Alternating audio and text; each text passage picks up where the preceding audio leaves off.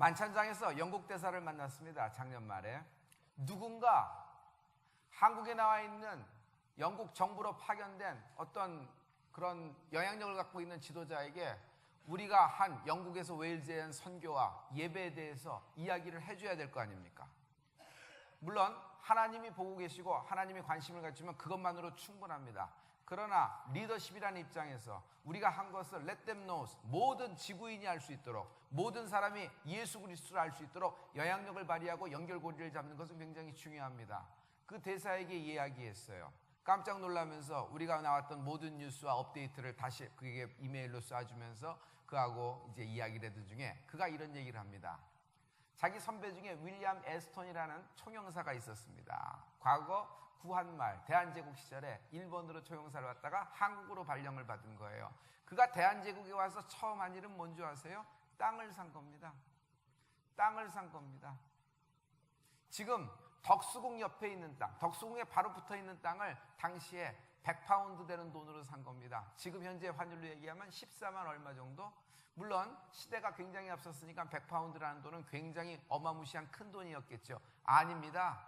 그 당시에 100파운드도 그렇게 큰 돈은 아니었습니다.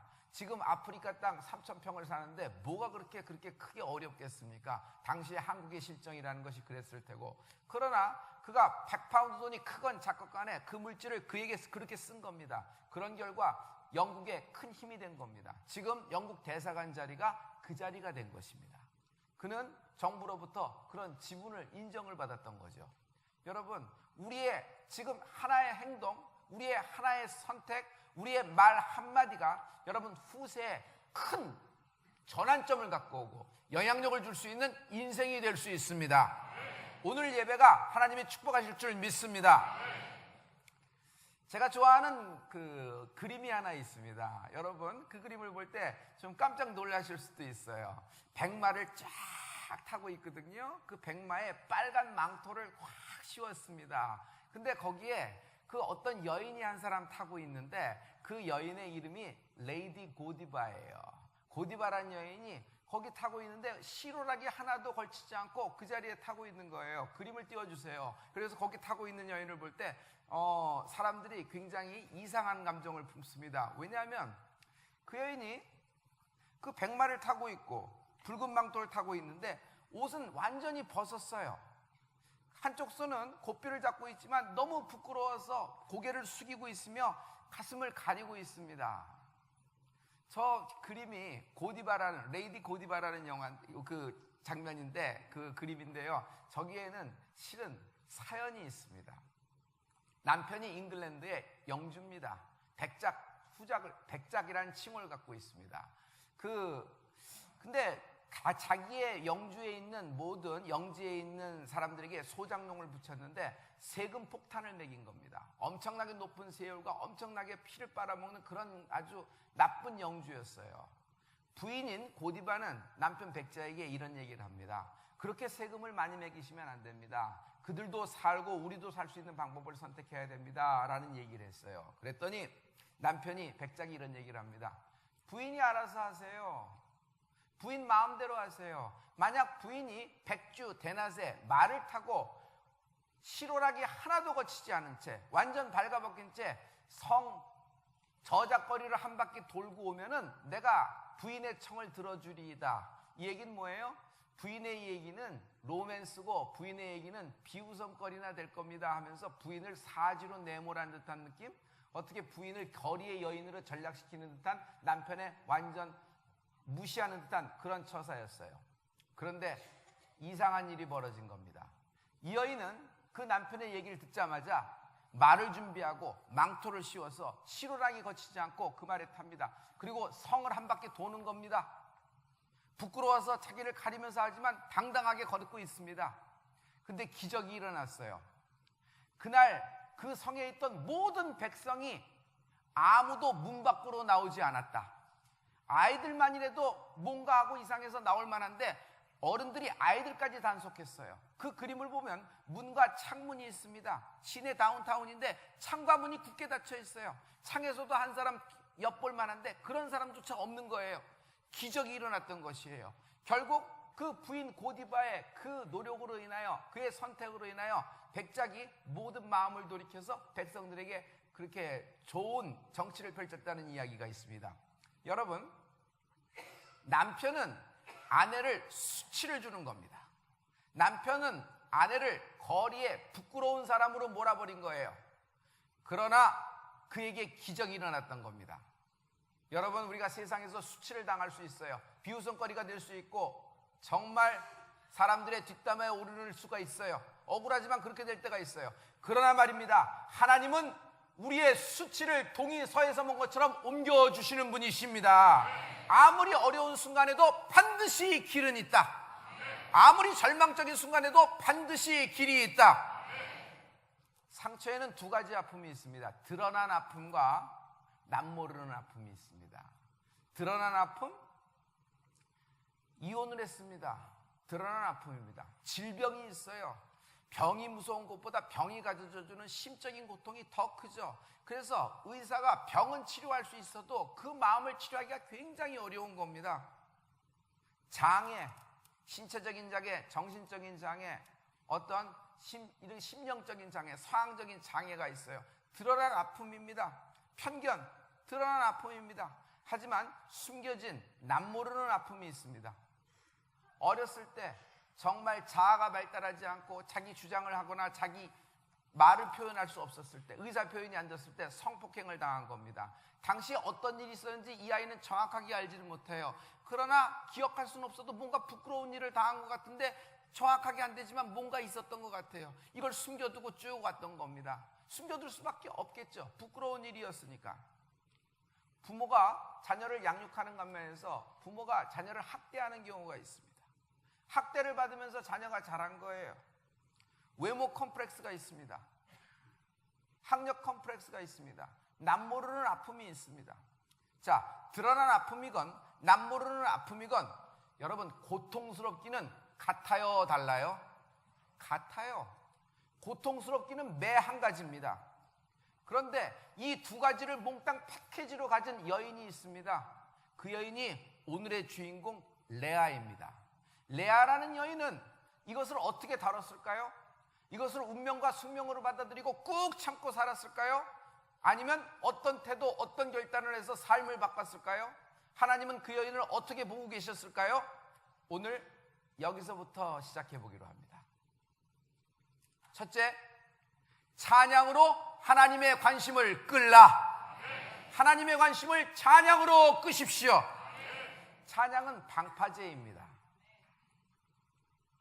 지난 주간 동안에 제주도를 다녀왔습니다. 급하게 오후 비행기 타고 마지막 비행기로 올라와야 될 일이 있습니다. 제주공항에 내려서 택시를 타고 원하는 장소까지 가는 동안에 택시기사하고 이야기를 나눴어요. 신문에 난 사설도 읽은 것도 있지만 그들은 어떻게 생각할까 하는 거였습니다.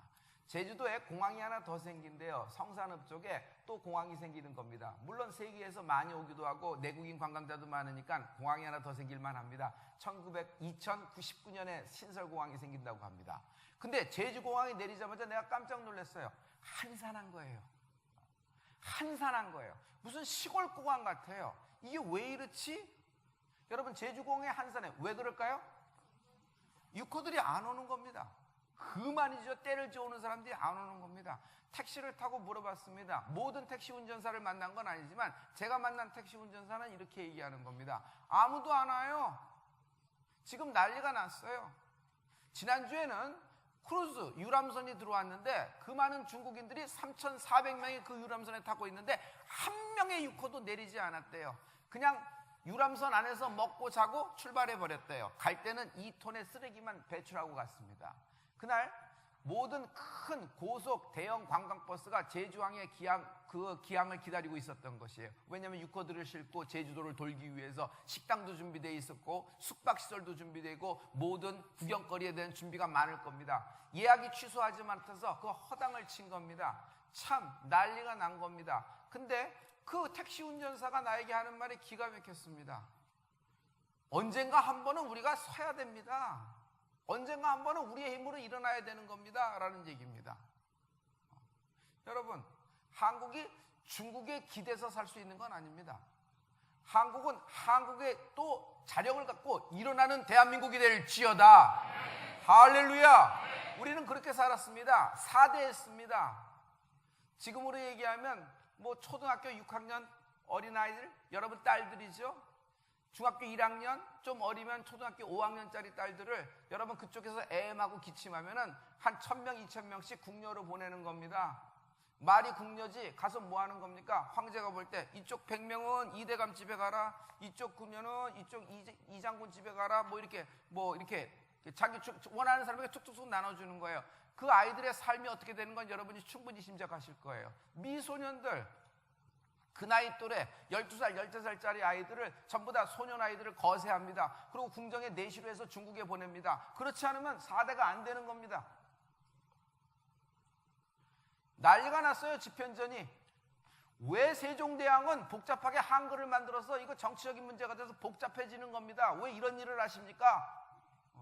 중국에 문자가 있지 않아요. 우리는 중국에 4대하는 문자인데 그 중국의 문자를 쓰지 않고 우리가 다른 문자 한글을 창제하는 것은 이거는 여러 가지 사상에도 맞지 않고 격에도 맞지 않은 일입니다. 최만리를 비롯해 집현전 학자가 다 반대를 했습니다. 세종대왕은 그 말 듣지 않고 한글을 창제한 것이 우리에겐 은혜였어요. 안 그러면 지금도 우리는 한자 성경을 봐야 되는 겁니다. 할렐루야. 할렐루야. 자, 이것은 그냥 역사적인 사실이고 택시 운전사와 그냥 개인의 이야기들이에요. 이것은 예화에 불과합니다.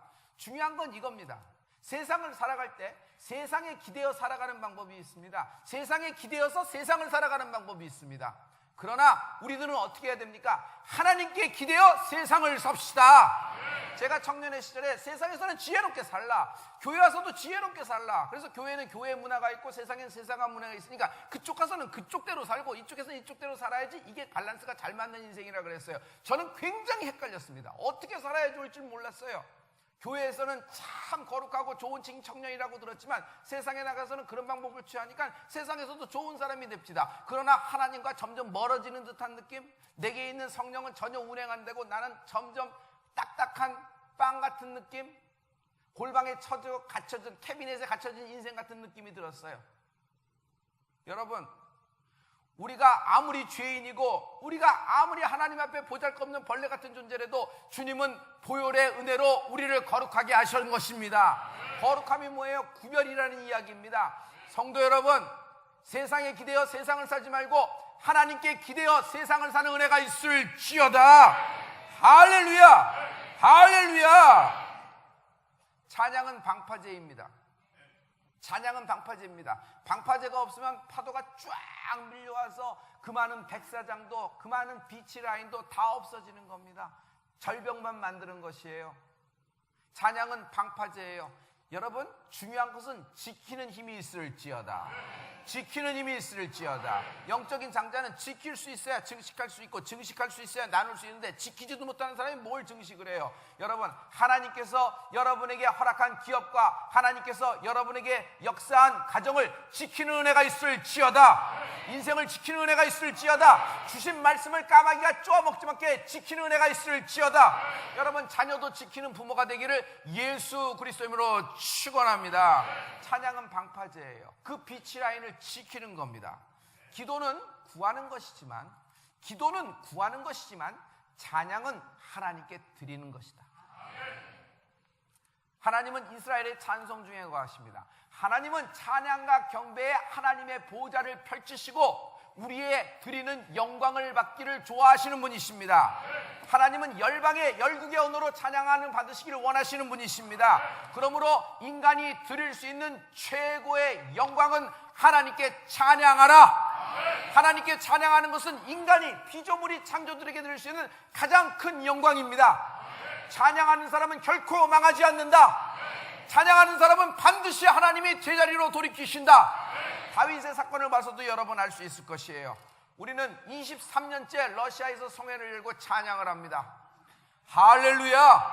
할렐루야. 작년에 우리는 우리 교인들이 건너가서 같이 하나님께 찬양했습니다. 가서 한 일이 뭐예요? 소리치고 외치고 손뼉치고 손들어서 기도하면서 찬양한 것입니다.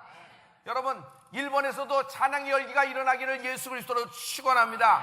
손바닥을 치면서 찬양하고 손을 들고서 찬양하고 춤을 추면서 찬양하는 다윗을 하나님은 내 마음에 합한 나의 종이라고 하신 것입니다. 할렐루야. 바지가 벗겨지도록 미쳐서 날뛰며 춤추며 찬양한 것을 사람들은 손가락질하였으나 뒷담화하였으나 하나님은 내 마음에 합한 나의 종이라고 말씀하시는 것입니다. 여러분, 찬양하면 어떻게 되는 줄 아세요? 원수의 목전에서 내게 상을 베푸십니다. 원수의 목전에서 내게 상을 베푸십니다. 할렐루야. 할렐루야. 찬양으로 하나님의 관심을 끌라. 좋아하는 사람의 콘서트를 갑니다. 많은 돈을 내죠.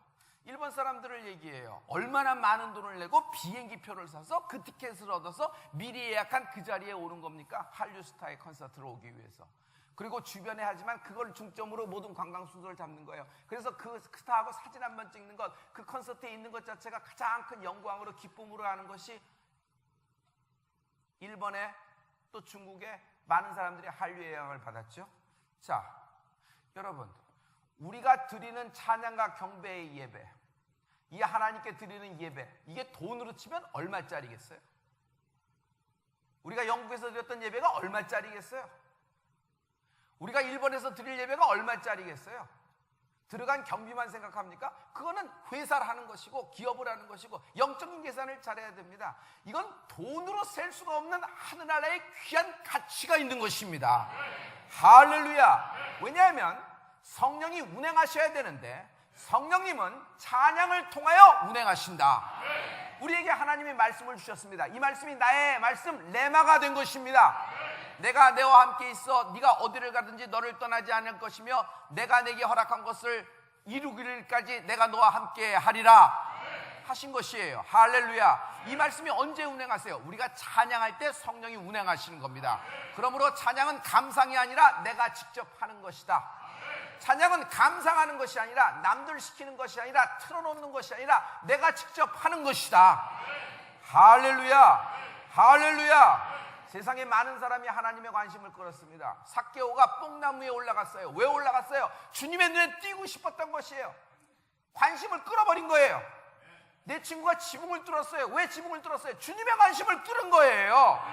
할렐루야. 아니 요단강물에 뭐하러 혼자 홀딱 벗고 7번 담금질합니까? 하지만 나만 장군은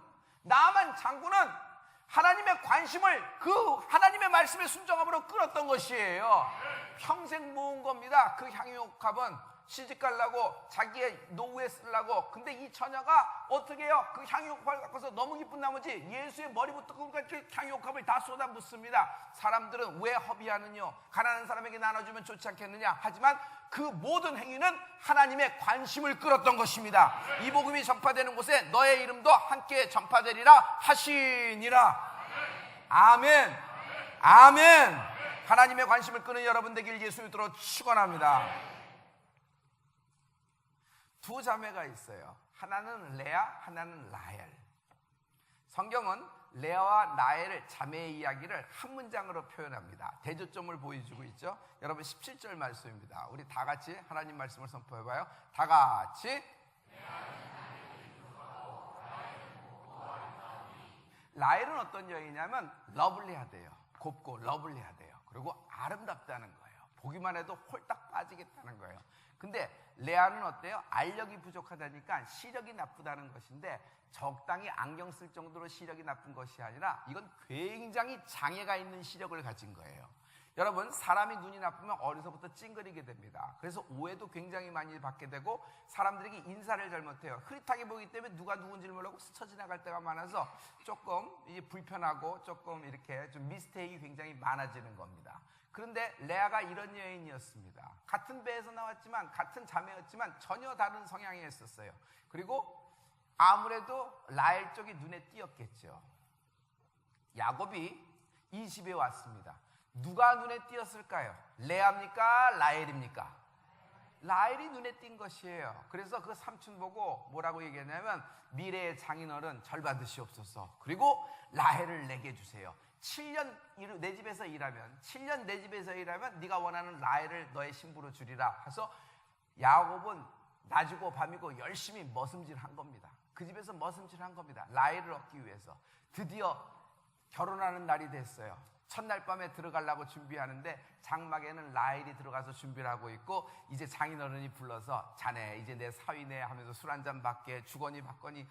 야곱은 빨리 들어가고 싶은데 장인이 자꾸 술을 먹이는 거예요. 그러면서 이렇게 덕담하고 저렇게 덕담하고 점점 해가 달이 뜨고 있는데 이렇게 하는 거예요. 그래서 마음이 조급한데 드디어 장인어른을 싹 하는 틈에 이제 들어가는 겁니다. 그리고 거기서 드디어 사랑하는 라헬을 자기 신부로 얻고 정말 아름답게 첫날 밤을 아름답게 보내고 그 다음날 아침에 눈을 딱 뜬 순간 깜짝 놀라는 겁니다. 라헬의 그 사랑스러운 얼굴이 어디로 갔는지 완전히 없어지고, 여러분 화장이 다 지워졌다고 해도 그렇게 될 수가 없어요. 근데 이건 완전히 판이 바뀐 거예요. 조금 이게 변화된 게 아니라 판이 바뀐 거예요. 이게 어떻게 됐나고 딱 봤더니 라헬이 아니라 레아예요. 레아로 바꿔치기 한 거야. 어떻게 돼요? 사기 결혼이지. 이거는 지가 걸려들은 거지. 밖으로 뛰쳐나가서 자기 장인어른 붙잡고 고래고래 소리 지르면서 내가 원한 건 라헬인데 왜 레아를 집어넣습니까? 이건 사기입니다. 속임수입니다. 물어내십시오. 그래서 막 소리 지르고 막 하는 겁니다. 그때 이 장인이 기가 막힌 얘기를 합니다. 7년만 더 일하면 라헬을 주겠다라는 얘기입니다. 근데 이 멍청한 야곱은 또 그걸 받아들입니다. 그랬더니 라헬을 미리 너에게 아내로 줄 테니까 넌 두 집 살림을 살아라, 내 집에서. 그 대신 7년 동안 더 머슴질을 하라 그랬더니 야곱이 그걸 받아들이고 생활을 하기 시작해서 이런 얘기예요. 결국 레아도 라헬도 야곱의 아내가 된 것입니다. 자, 이것이 오늘의 모든 이야기인데, 하나님은 여기서 레아에게 어떤 역사를 하시는지 보지요. 야곱이 두 집 살림을 시작했는데 희한한 일이 벌어집니다. 레아에게는 처음부터 태의 문을 열어주셨어요. 근데 라헬의 태를 어떤 틈인지 하나님은 늦추시는 것을 볼 수 있어요. 레아는 결혼하자마자 임신을 해서 애가 서버립니다. 태가 열렸어요. 그랬더니 레아가 아들을 딱 낳았으니까, 여러분 아들 낳은 남자가 당시 어떻겠어요? 너무 기뻐갖고 이름을 기가 막히게 졌습니다. 뭐라고 졌는지 첫째 아들을 루벤이라고 졌어요. 루벤이라는 것은 무슨 뜻이냐면 보라라는 뜻이에요. 보라, 내가 아들을 낳았다, 보라라는 거예요. 날 좀 보세요. 보라, 내가 아들을 낳았다. 야곱, 라헬 바라보지 말고 날 바라보세요. 내가 당신의 아들을 낳아줬습니다 라는 얘기예요.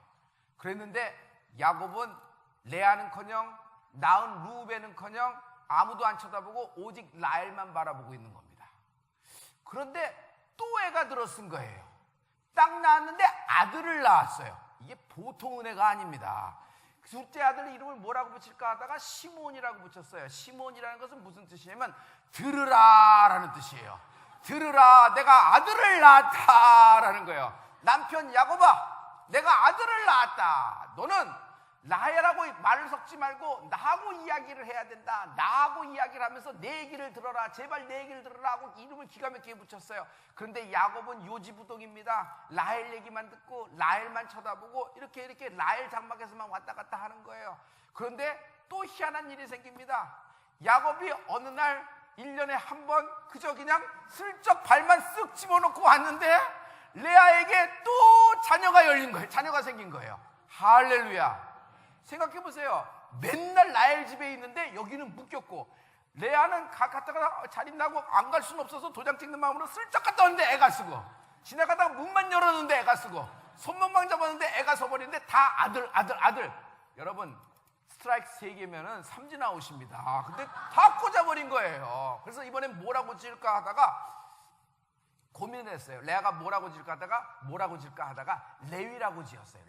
레위는 뭐예요? 연합하라라는 뜻이에요. 연합하라라는 얘기는 무슨 얘기냐면, 내가 현대말로 해줄게요. 남편, 내가 아들 낳았으니 집으로 들어와라는 얘기예요. 집으로 들어와. 나가 놀지 말고 집으로 들어와. 나와 연합해야 된다고 들어와라는 것이에요.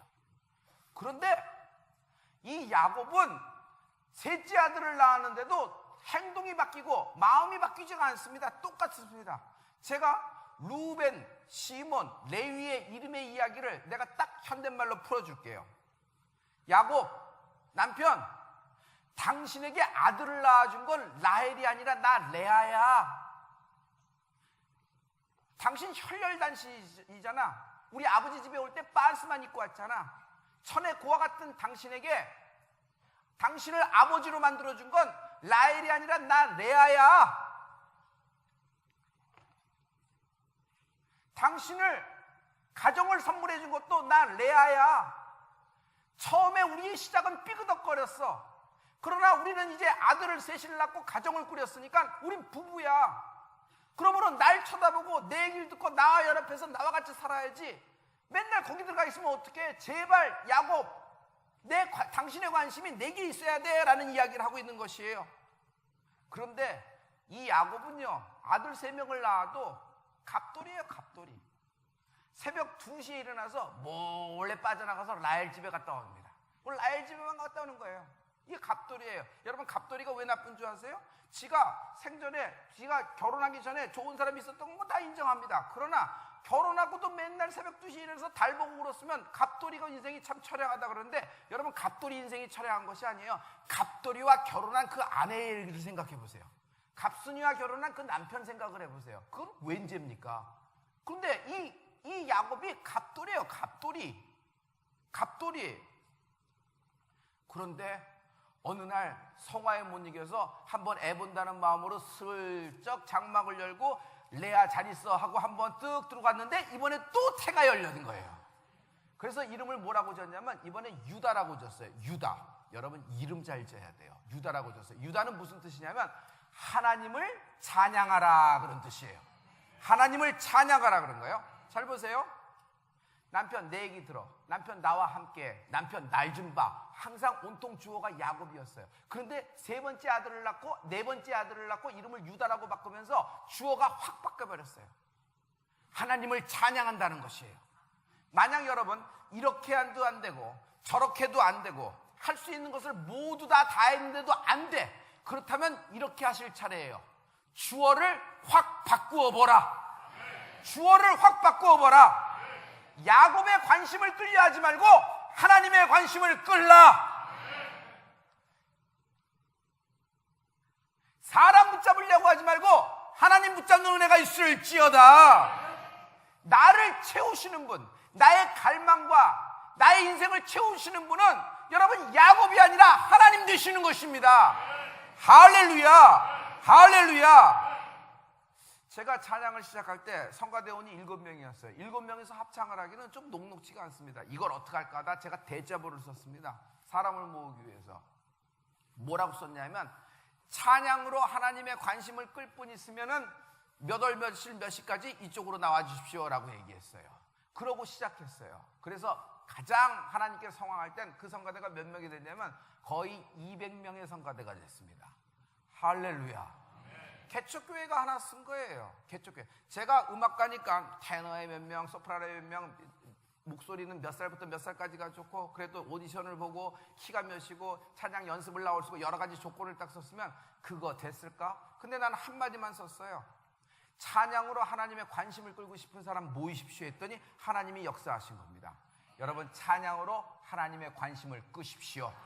찬양은 방파제 됩니다. 여기서 참 이상한 수상한 사람이 있습니다. 그건 누구냐면 아버지예요. 나는 이 아버지를 수상한 아버지로 봅니다. 참 수상한 아버지예요. 딸이 이쯤 사단이 벌어졌으면 아버지가 개입해야 돼요, 안 돼요? 내버려둬요? 내버려둬요? 내 딸 사랑한다고 하면서 내 딸 데리러 오는 기름값이 아까워서 중간에 전철 타고 나오라는 놈한테 여러분 딸 보내요? 보내나 봐. 난 딸 있으면 안 보내. 아니 그게 아까운 녀석이 왜 내 딸을 데려가려고 그래? 뭐하러 그렇게 돼? 안 보내. 이 아버지 참 수상합니다. 아버지가 개입을 안 해요. 아버지가 아버지 역할을 안 해요. 아버지가 아버지 역할을 안 해요. 이게 비극이에요. 이게 비극이에요. 딸이 이렇게 아파하는데 아버지 역할이 없어요. 딸이 이렇게 아파하면 여러분 어떻게 해요? 딸이 그렇게 알력이 부족하면 라식이라도 시켜줘야 될 거 아니야. 라식이라도 시켜줘야 될 거 아니야. 그런데 이 아버지는 뭘로 봐요? 딸을 상품으로 봅니다. 어떤 상품으로 봐요? 라헬은 최상품. 자기가 가진 베스트 최상품. 여러분 레아는 뭐예요? 재고품. 그래서 어떤 작전을 썼냐면, 여러분 마트에서 많이 하죠. 1+1. 그걸 끼워 팔기라 그래요. 끼워 팔기. 얘 데리고 가고 싶으면 얘도 데리고 가야 돼. 그래서 7년 14년에 머슴을 뽑아먹는 거예요. 이 아버지예요. 이 아버지 굉장히 역할에 장애가 있는 수상한 아버지예요. 그래서 아버지에 대한 인식이 자녀들이 굴절될 수밖에 없고 왜곡될 수밖에 없어요. 그런 사람에게 하나님 아버지라 그러면, 아버지? 내 아버지가 나에게 이런 어려움을 줬는데 하나님도 이렇게 된단 말이에요. 그러나 하나님 아버지는 다르시다. 하나님 아버지는 다르시다. 내게 수치를 멀리 떠나버리게 하실 분이 하나님 아버지 되십니다. 할렐루야. 할렐루야. 자, 중요한 것은 영적으로 봐야 되는 겁니다. 이 모든 사건을 이제부터 영적으로 보십시다.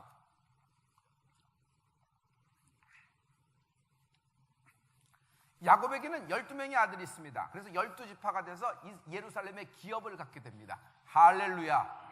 할렐루야. 그렇게 살아가는 라헬에게서는 두 아들이 나옵니다. 마지막에 두 아들이 누구냐면 요셉하고 베냐민입니다. 요셉이 그렇게 고생을 하게 된 첫 단추가 뭐가 잘못 끼었어요? 형제들이 그를 판 거 아니에요. 형제 사이에 사이가 나빴다고만 쉽게 얘기하지 마십시오. 성경에 그 너머에 있는 이야기를 봐야 되는데, 레아, 자기 엄마가 너무너무 고생을 했던 것이에요. 이게 뼈저리게 내려와서 형제들의 갈등이 숨겨져 있었고, 여러분 채색옷 사건으로 발화가 되었던 것이에요. 잘 보세요. 요셉은 애굽을 통치할 위대한 인물이 되었습니다. 그러나 요셉과 베냐민 사이에서 그 사이에서 쭉 나오는 후손들을 보세요. 뭐 하나 그렇게 뚜렷한 인물이, 특징적인 인물이 나오진 않았어요. 요셉 이후에 뭐 하나 특징적인 인물이 나온 적이 없어요, 성경에. 그러나 여러분, 레아는 태문이 쭉 열려서 6명의 아들과 1명의 딸을 낳습니다. 12지파 중에 반이 레아의 태에서 난 기업을 차지하게 되는 거예요. 할렐루야. 할렐루야. 거기에 네 번째 아들 유다, 주어가 확 바뀐 순서 있죠. 레아의 인생의 주어가 확 바뀐 아들이 있죠. 그 유다라는 아들이에요. 유다라는 아들은 굉장히 주목해 볼 필요가 있습니다. 유다란 아들, 유다 지파의 후손으로 누가 나오는 줄 아세요? 다윗 왕이 나오는 겁니다. 다윗은 누구예요? 이스라엘의 가장 노래 잘하는 자, 이스라엘의 가장 춤 잘 추는 자, 이스라엘의 가장 하나님의 마음에 합한 자가 된 것입니다. 할렐루야. 그냥 찬양의 블라드가 있는 것이 아니라 그 집안에 어떤 그 영적인 흐름이 있었던 거예요. 잘 보세요. 예수 그리스도는 누구세요? 예수 그리스도는 유다 지파의 뿌리 되십니다. 유다 지파의 사자라 그러죠. 예수님은 유다 지파에서 나오게 됩니다. 할렐루야. 라헬의 지파, 라헬 쪽에서 나오는 것이 아니라 유다에서 나오게 되는 것이에요. 야곱은 편애했어요.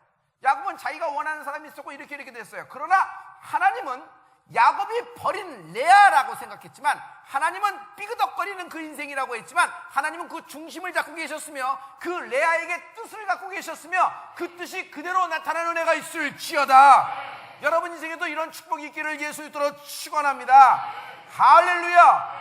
할렐루야. 항상 유다 지파는 모든 12진 중에 맨 선봉장입니다. 가장 용맹하고 가장 찬양을 잘하기로 합니다. 결국 유다 지파에서 예수님이 나오십니다. 할렐루야. 라헬은 베냐민을 낳으면서 난산 끝에 죽어버렸습니다. 하늘나라로 이게 열조에게 돌아갔어요. 근데 레아가 쭉 살다가 레아가 수명을 다해서 다시 열조에게 돌아갔습니다. 이제 야곱의 말년이 되었습니다.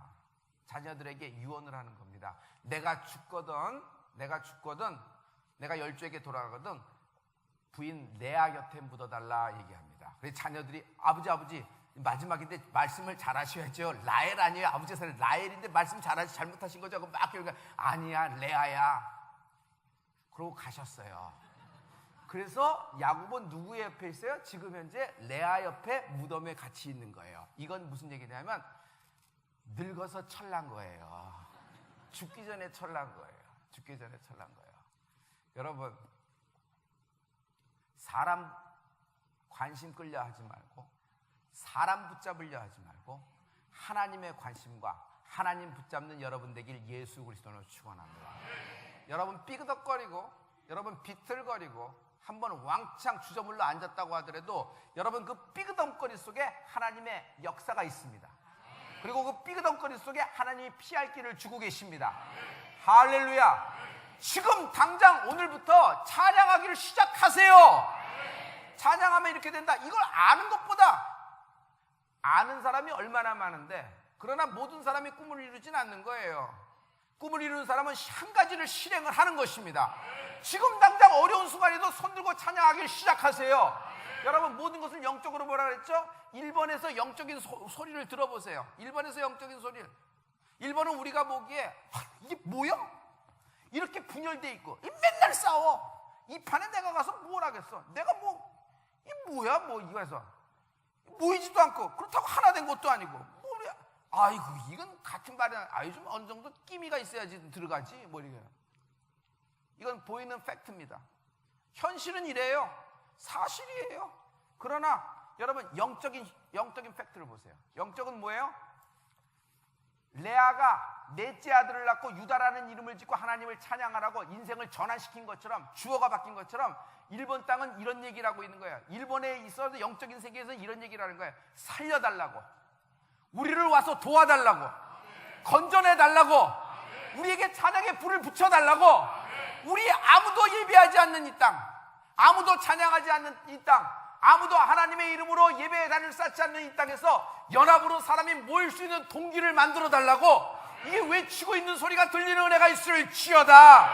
할렐루야. 할렐루야. 어떤 순간에서도 영적으로 본다 그러면 그것이 완전히 체인지가 될 수 있어요. 여러분, 이번에 우리의 모든 하는 일이 하나님의 관심을 끄는 은혜가 있는 부활절이 되길 예수 그리스도의 이름으로 축원합니다.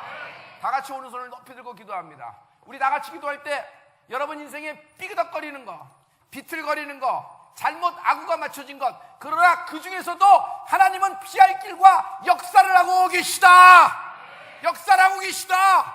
너와 너의 자손에서 하나님이 예수 그리스도의 후손을 주신 것처럼 하나님이 우리에게 역사하실 줄 내가 믿습니다. 다 같이 주여를 3번 외치고 우리 하나님께 기도합니다. 주여.